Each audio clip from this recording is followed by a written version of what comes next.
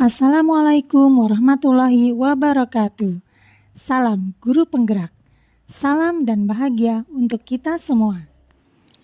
Perkenalkan, saya Cici Harningsi, calon guru penggerak angkatan 11 dari SD Negeri 2 Japuralor, Kabupaten Cirebon, Jawa Barat. Pada video kali ini, saya akan memaparkan tentang kesimpulan refleksi dari pemikiran Ki Hajar Dewantara pada modul 1.1 koneksi antar materi. Pendidikan dan pengajaran tidaklah sama. Pendidikan yaitu menuntun segala kodrat yang ada pada anak-anak agar mereka dapat mencapai keselamatan dan kebahagiaan yang setinggi-tingginya, baik sebagai manusia maupun sebagai anggota masyarakat. Pendidikan menuntun murid untuk berkembang secara utuh agar mampu memuliakan dirinya sendiri dan orang lain serta menjadi pribadi yang mandiri. Sedangkan pengajaran adalah proses pendidikan dengan cara memberi ilmu untuk kecakapan hidup anak, baik secara lahir maupun batin. Jadi, pengajaran adalah bagian dari pendidikan.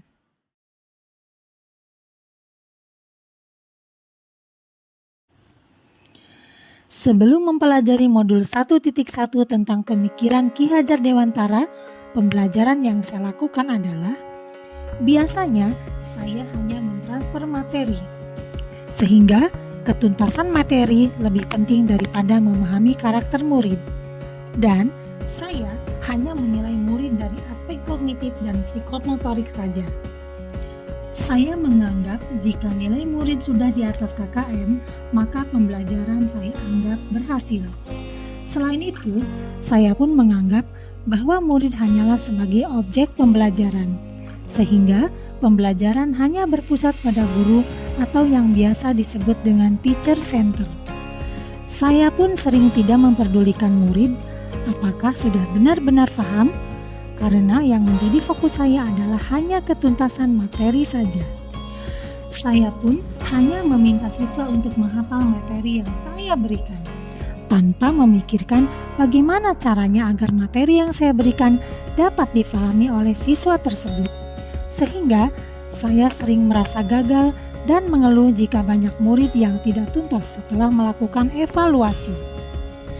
Namun, setelah saya mempelajari modul 1.1 tentang pemikiran Ki Hajar Dewantara, saya menyadari bahwa apa yang saya pikirkan dan saya lakukan selama ini tidaklah tepat. Seharusnya saya melakukan proses pembelajaran secara menyeluruh, di mana pembelajaran tersebut mengandung aspek kognitif, afektif, psikomotor, spiritual, sosial, dan aspek budaya. Murid bukan lagi sebagai objek pembelajaran, melainkan murid sebagai subjek pembelajaran, sehingga murid memiliki kebebasan berekspresi dalam mengemukakan pendapat dan berkreasi. Guru sebagai fasilitator pembelajaran. Guru pun harus tulus ikhlas dan penuh kesabaran dengan ikhlas yang setulus-tulusnya. Saya pun harus mempelajari karakteristik murid sesuai dengan keunikannya masing-masing.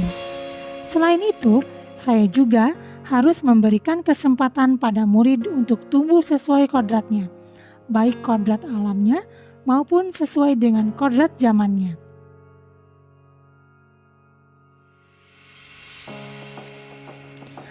Yang dapat saya terapkan dalam pembelajaran di kelas antara lain, yaitu merancang pembelajaran yang interaktif dan menyenangkan yang melibatkan murid sesuai dengan metode student center. Selain itu, menerapkan pembelajaran sesuai abad 21, yaitu berpikir kreatif, kritis, komunikatif, dan kolaboratif, dengan tetap berpegang teguh pada prinsip memerdekakan anak. Selanjutnya, pembelajaran tidak lagi menuntut, tetapi menuntun, karena seyogyanya guru harus bisa memberikan contoh suri tauladan yang baik kepada anak-anak didiknya. Selanjutnya, saya akan mengenali karakter dan latar belakang murid dengan menjalin komunikasi yang efektif. Semoga video ini dapat menginspirasi Bapak dan Ibu pendidik semua untuk menjadi lebih baik dalam memberikan pendidikan kepada murid. Salam dan bahagia. Wassalamualaikum warahmatullahi wabarakatuh.